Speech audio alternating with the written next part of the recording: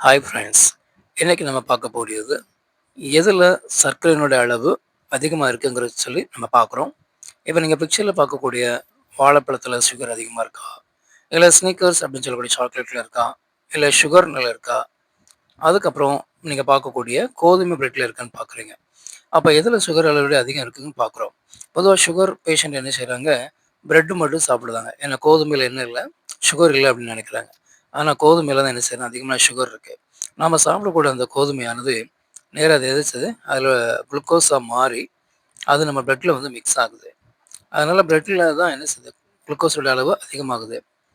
பொதுவா நீங்க பார்க்கக்கூடிய பழங்கள் பார்த்தீங்கன்னா, நமக்கு ரொம்ப நியூட்ரிஷன்ஸ் உள்ளது. டயபெட்டிஸ் பேஷண்ட் அட்வைஸ் என்னது அப்படின்னா, பழங்கள் சாப்பிடலாம்னு சொல்லுவோம். அதில வாழைப்பழத்தில வந்து நம்ம சுகரோட அளவு கன்டென்ட் கம்மியா தான் இருக்கு. அதேபோல சாக்லேட்ஸ்.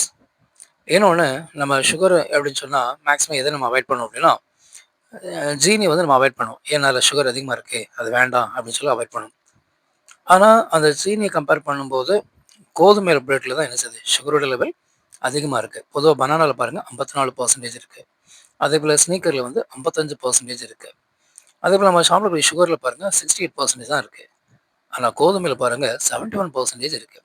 அப்ப கோதுமையில தான் மேக்ஸிமம் என்ன இருக்கு, சுகரோட அளவு அதிகமா இருக்கு. பொதுவா டயபெட்டிஸ் பேஷண்ட் வந்து அந்த கோதுமை பிரெட் சாப்பிடுறத கொஞ்சம் தவிர்க்குங்க. பழங்கள சாப்பிட்டு திருப்தி அடைங்க. Thank you.